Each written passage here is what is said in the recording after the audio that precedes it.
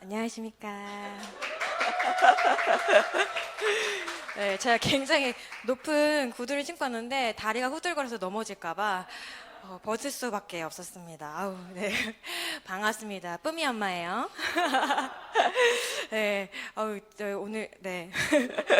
여기 저희 가족이, 예, 감사합니다. 아유, 목사님이십니다. 아유, 네. 여기 저희 가족들이 너무 많아서 제가 어디다가 시선을 둬야 될지를 모르겠어요. 전 여기만 보고 가겠습니다. 네, 진짜 오래간만에 제가 교회를 이렇게 많은 성도님들을 뵙기까지 1년이라는 시간이 걸렸습니다. 네. 몸조리하고 제가 가야지 하다가 코로나로 인해서 예기치 못하게 고립 아닌 고립이 되어가지고 이제 나왔는데 예쁘게 이제 화장도 했거든요. 근데 앞에 미선자매님이 저 그렇게 눈물샘을 자극해가지고 울면 안 된다고 이렇게 버티다가 왔습니다. 너무 은혜가 되는 간증이었죠. 제가 굉장히 많이 부담이 됩니다. 네, 이번이 세 번째 성교회잖아요. 네, 첫 회를 시작함과 동시에 제발 이 잔은 제게 지나가게 해달라며 전 아니라며 이렇게 바라왔지만 제가 또 이 자리에 서 있네요. 이렇게 메신저로 서 있습니다. 그 성교회가 기획이 되기 전에 저희 신랑이 갑자기 고린도전서를 읽다가 사도 바울이 자기의 지혜가 아니라 성령님의 능력으로 막 말씀을 전했다면서 막 너무 감동이 돼. 갑자기 그런 얘기 잘 안 하는 분이신데 얘기를 저한테 하시더라고요. 그래서 그래 그랬는데 그 한 며칠 있다가 저한테 메시지를 전한 게 어떻겠냐. 그래서 당연히 노 했죠.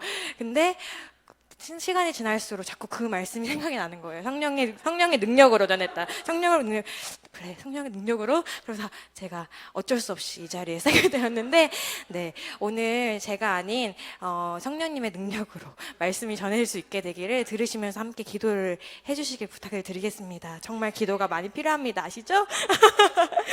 네. 네. 네. 아래죠? 네. 예배라는 단어를 들으면 무엇이 떠오르십니까? 여러 가지 단어들이 막 생각이 나지요. 나들목교회 김영국 목사의 풍성한 삶의 기초라는 책에 예배 챕터의 서두에 나온 질문입니다. 제가 이 책으로 양육을 받았던 당시에 뿜이가 배 안에 있었는데 출산과 함께 모든 기억이 사라졌어요. 그래서 어떤 대답을 했는지 기억이 잘 나지 않습니다. 그래서 스스로 다시 한번 물어봤어요. 예배라는 단어를 들으면 어떤 게 떠오르나. 그랬더니 저한테는 경건함, 교회, 기도, 찬양 이런 단어들이 떠오르더라고요. 그래서 모태신앙인인 저에게 예배라는 것은 교회에 와서 경건하게 찬양하고 또 아멘으로 기도하고 또 목사님의 말씀을 듣고 이런 것들이 예배라고 생각을 했던 것 같아요. 어쩌면 꽤 오랫동안 저는 듣는 예배에 익숙해져서 좀 능동적인 예배자가 아닌 그냥 참가하는 예배자 정도 되었던 것 같아요. 그래서 개인적인 예배라고 생각을 했을 때 마음에 부담이 먼저 되고 내가 더 정결해야 될 것 같은데 좀 오늘은 하나님과의 관계가 좀 아닌 것 같은데 뭔가 골방에 들어가서 기도해야 될 것 같고 성경 말씀을 연구해야 될 것 같고 뭔가 되게 거창한 게 저한테는 예배인 것 같더라고요. 그래서 시작조차 참 시작하기도 힘든 것이 예배였는데 어느 날 저에게 예배에 대한 개념이 확 바뀌었던 사건이 있었어요. 제가 한 8년 전에 호주에서 선교사역 훈련에 한 10개월 정도 다닌 적이 있었어요. 그때 학기 중에 호주 원주민들만 모여 사는 지역을 선교 여행사 방문을 하게 되었습니다. 보이시나요? 여기가 교회예요. 십자가 보이시죠? 저 안에 있는 건물은 그냥 선교사님들께서 사용하시는 방 정도예요. 이런 야외에서 예배를 드리는 곳이에요. 이렇게 형제들이 모여서 찬양을 부리고 있죠. 네, 이곳이 교회입니다. 주일 예배 모습이에요. 정말 다르죠, 저희와는. 모래바람이 실제로도 굉장히 많이 불었어요. 그리고 여기 보면 개 보이시나요? 개와 함께 예배를 드립니다. 네, 막 바닥에 앉아서 막 예배 드리고 옷차림도 굉장히 편해요. 막 슬리퍼 신고 편한 옷차림에 이렇게 예배를 드리더라고요. 이렇게 앉아서 예배를 드리기도 하고 그래서 이렇게 저희의 의자 앉아서 되게 형식적으로 드리는 예배와는 많이 달랐기 때문에 제가 많이 놀랬었어요, 처음에는. 주일학교 모습이에요. 이 친구들도 그냥 땅바닥에 앉아서 말씀을 듣고 있죠. 야, 되게 편안해 보여요. 막 자세도 되게 편해요. 그래서 이들에게는 어떤 형식이나 의식도 없고 단지 그들이 만난 예수님이 너무 좋고 감격이 되어서 서로의 하나님을 공유하고 또 찬양하고 감사와 사랑을 고백합니다. 그들만의 예배가, 이런 예배들이 일주일에도 한 3-4번 정도 있는 것 같아요. 물론 주일 예배 시간에는 이렇게 저희처럼 설교 말씀이 전해지기도 하지만 평상시에는 그냥 그들의 하나님을 간증을 하기도 하고 찬양하기도 하고. 등지고 있는 거 보이시죠? 무대를 이 앞에 여기에 있는데 등을 지고 다 찬양을 하고 있어요. 그냥 너무 행복한 거예요, 저들은. 그래서 이런 예배들을 보고 제가 처음엔 지금 이 시간에도 저들은 저렇게 예배를 드리고 있을 거예요. 그리고 이 사람들뿐만이 아니라 세계 많은 사람들이 각양각색의 방법으로 예배를 드리고 있겠죠. 그리고 그 예배를 받으시는 한 분인 우리 하나님께서 정말 크시구나, 이런 것들을 느꼈고, 둘째는 이들은 그냥 주일날만이 예배가 아니라 삶이 예배구나, 이런 것들을 제가 보고 느끼면서 저한테 예배라는 개념이 정말 많이 바뀌었던 계기였던 것 같습니다. 요새 예배 형태도 코로나19로 많이 바뀌었어요. 비대면 예배, 제한된 모임. 그러면서 우리는 당연하던 교회에서의 예배가 개인적인 예배로 바뀌고 어쩌면 영적 고립 형태에 있는 상황이라고도 말할 수 있겠어요. 그렇다면 우리가 지금 이 영적 고립 시기에 어떻게 진짜 예배자가 될 수 있을까? 그것에 대해서 오늘 나누고자 합니다. 제가 서두에 풍삼기 안에 질문을 인용하여 예배하면 떠오르는 단어를 물었는데, 그럼 예배가 무엇일까요? 같은 책에서 김영국 목사는 예배란 하나님이 어떤 분인지 또 그분이 하신 일을 무엇인지 알아가면서 그분에 대해 감탄하고 몰입하는 것이다 하고 하였습니다. 신약 성경에서 예배를 나타내는 단어 중 하나는 공경하거나 경의를 표한다라는 의미를 가지고 있습니다. 하나님을 묵상하면서 찬양과 기도로 나의 마음을 드리는 것, 그게 예배입니다. 그럼 제가 앞에 말씀드렸던 교회에 와서 찬양하고 기도하고 목사님 말씀을 듣는 건 이런 경의를 표하는 방법 중에 하나가 될 수 있겠죠. 그럼 오늘 본문을 다시 한번 봉독하도록 하겠습니다. 다 같이 읽을게요. 로마서 12장 2절 말씀 시작. 그러므로 형제들아, 내가 하나님의 모든 자비하심으로 너희를 권하노니 너희 몸을 하나님이 기뻐하시는 거룩한 산 제사로 드리라. 이는 너희의 드릴 영적 예배니라. 아멘. 로마서 1장에서 11장까지에서는 사도 바울이 로마 교인들에게 이 말씀에서 말하는 하나님의 모든 자비하심에 대해 반복하여 말하고 있습니다. 그 내용을 로마서 3장을 통해서 이렇게 정리를 해봤어요. 표준 세번역으로 조금 길지만 같이 한번 읽어볼게요. 같이 읽겠습니다. 시작. 하나님의 의는 예수 그리스도를 믿는 믿음을 통하여 모든 믿는 사람에게 옵니다. 거기에는 아무 차별도 없습니다. 모든 사람이 죄를 범하였으므로 하나님의 영광에 이르지 못합니다. 그러나 사람은 그리스도 예수 안에 있는 속량을 힘입어서 하나님의 은혜로 값없이 의롭게 하여 주심을 받았습니다. 하나님께서 이 예수를 사람에게 속죄 제물로 주셨습니다. 누구든지 그 죄를 믿으면 속죄함을 받습니다. 하나님께서 이렇게 하신 것은 사람들이 이제까지 지은 죄를 너그럽게 보아주심으로 자기 의를 것입니다. 아멘. 하나님의 자비하심은 죄인인 우리가 예수님을 믿기만 하면 의롭게 되어서 다시 하나님과 친밀한 관계를 맺을 수 있게 해주신 것입니다. 구약 시대에는 예배를 성전에 가서 제사장을 통해서 죄를 해결하고 제사장을 통해서만 예배를 드릴 수 있었습니다. 그러나 예수님 시대를 살고 있는 현재는 하나님의 자비하심으로 어디에서든 제사장 대신 예수님의 이름으로 하나님께 예배를 드릴 수 있는 자격을 이미 우리는 받았습니다.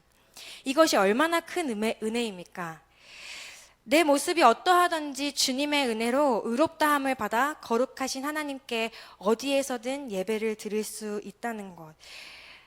사도 바울이 11장에 걸쳐 말하고 있는 이 은혜를 우리는 얼마나 많이 누리고 있을까요?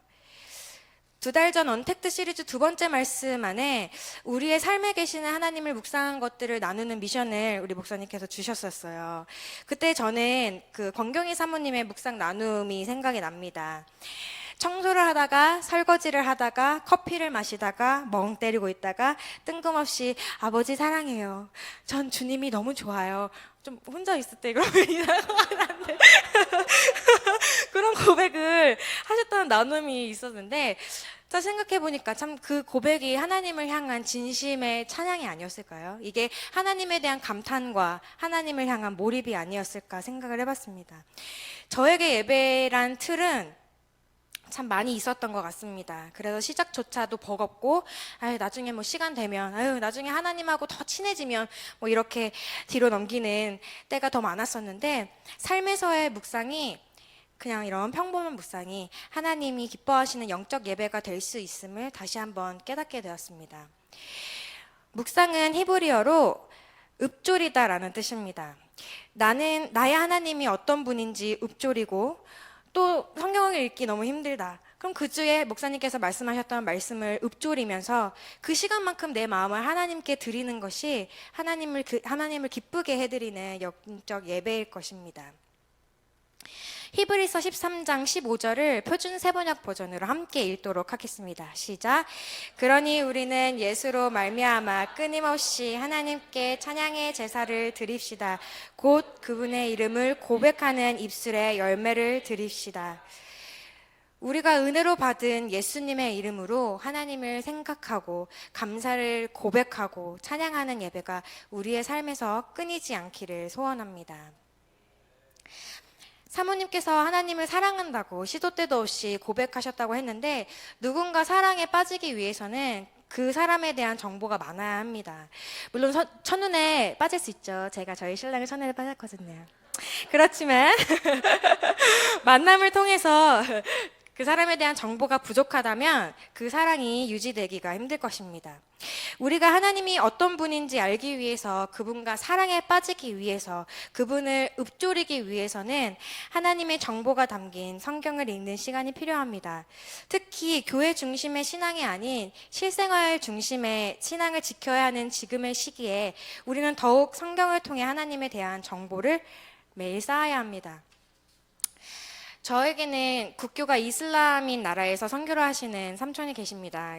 그 나라는 타 종교 포교 활동을 완전히 금기하는 곳인데 비밀 경찰을 통해서 수색하고 신문해서 그게 확실하게 되면 포교 활동이 확실해지면 강제 출국을 시켜버리기도 한대요. 근데 지금은 어쨌든 국가 간 그 관계 유지 때문에 그렇게는 하지 못하지만 뭐 비자 연장을 해주지 않는 방법을 사용하거나 그래서 자국으로 돌아갈 수밖에 없게 한다고 하더라고요. 실제로 저희 삼촌이 사역하고 있는 그곳에 비밀 경찰이 들어와서 복음 말씀을 듣고 체포가 된 적도 있었어요. 블랙리스트에 막 오르고 그랬었는데 그렇게 어렵게 신앙생활을 하시고 계십니다. 그곳에서는 말씀도 담대하게 전하기 힘들고요. 개인적인 예배도 큰 소리로 기도나 찬양을 할 수가 없어요. 다른 사람들이 신고하면 바로 또 붙잡혀 가기 때문에 그렇게 영적으로 또 철저히 그리스도인들과 고립이 되어 있는 사역지에서 그렇게 홀로 오랫동안 어떻게 사역을 하실 수 있었는지 여쭤보았더니 삼촌은 매일 성경 묵상으로 영을 단련하고 조깅으로 육을 단련한다고 하셨습니다. 근데 지금까지도 10년이 훨씬 넘었지만 지금도 너무너무 하기가 싫으시대요. 말씀도 달리는 것도 너무너무 하기가 싫다고 하십니다. 그렇지만 이렇게 하지 않으면 내가 죽어가는 걸 알기 때문에 육이 죽고 영이 죽는다는 걸 알기 때문에 하신다는 거예요. 저는 삼촌의 10년 이상의 그 선교지에서의 사역이 하나님과 친밀한 관계를 유지하고 건강한 복음을 나눌 수 있었던 그런 비결이 매일의 묵상 시간이 아닐까 생각해 봅니다. 우리가 하나님을 기쁘시게 하는 건강한 예배자가 되기 위해 하나님의 말씀을 깊이 묵상하는 시간을 매일 가져야 합니다. 그런데 이 말을 전하는 저는 과연 매일 성경을 읽었을까요? 저는 참 너무 힘든 것 같아요. 성경을 매일매일 읽는 게 부담이 되고 마음에 우선 말이 어렵지 않습니까? 하지만 노력 중에 있습니다. 훈련을 하려고 노력을 하고 있어요. 저희 선교사 삼촌도 지금 실효차 오셨는데도 매일매일 조깅을 하세요. 그 선교지 시간에 맞춰서 오전 중에 달리시더라고요. 너무 아프신데도. 그 패턴이 깨지면 다시 회복이 되는 게 너무 힘드셔서 계속해서 매일매일 그거를 하고 계신대요. 성경 말씀 묵상도 마찬가지고. 근데 이것도 저희 마찬가지로 우리도 성경을 묵상하는 것이 습관이 되어 있지 않잖아요. 그래서 그 습관이 되기 위해선 매일 꾸준하게 다시 시작하는 훈련이 필요합니다. 한 장이어도 좋아요. 한 달락 괜찮습니다. 한 구절 너무 좋아요. 한 구절이라도 매일매일 꾸준하게 하는 것이 중요한 것 같습니다. 우리가 한 구절씩만이라도 하루에 묵상을 한다면 우리 안에 계신 성령님의 도우심으로 하나님을 아는 깊이가 깊어지고 달라지고, 그 깊이가 달라질수록 하나님을 읊조릴 수 있는 것들이 굉장히 많이 풍성해질 것이라고 믿습니다. 존 메가더 목사는 예배라는 책에서 진정한 예배의 행위는 끊임없이 예배하는 삶에서 넘쳐나는 것이어야 한다고 하였습니다. 우리의 예배는 매일 매순간 넘쳐나야 합니다. 그것이 찬양이 되었든 기도가 되었든 읊조리는 그냥 나의 고백이 되었든 성경 말씀 묵상이 되었든 매 순간 넘쳐나야 할 것입니다. 우리가 예수님 이름으로 하나님과 친밀한 관계를 맺게 된 은혜를 기억하십시오. 어디에서든 하나님을 넘치게 예배할 수 있게 된 은혜를 잊지 않으시는 한 주가 되시길 바랍니다. 오늘 이 시간 나는 예배자입니다 라는 찬양을 함께 부르길 원합니다. 이 찬양에 나와 있는 가사처럼 내가 서 있는 곳 어디에서든 나의 하나님을 찬양하겠습니다. 예배하겠습니다. 나에게 선물로 주신 예수님의 이름으로 내가 어디서든 예배를 드릴 수 있는 그 은혜를 내가 갖게 되었는데 그 은혜를 내가 누리면서 살겠습니다. 하나님, 아직 나 너무 연약하고 부족해서 하나님께 기도할 수 있는 힘도 없어요. 하나님 말씀 이해 잘 안 돼요. 모르겠어요. 괜찮습니다. 그냥 하십시오. 성령님께서 도와주십니다. 기도할 수 없어도 하나님께서 도와주시고, 성경이 이해되지 않더라도 언젠가 하나님께서 이해되도록 도와주십니다. 내가 있는 그 자리에 서서 예배드리는 예배자가 되는 우리가 되길 기도합니다. 함께 나는 예배자입니다 라는 찬양을, 우리의 고백이 되는 찬양을 함께 부르도록 하겠습니다.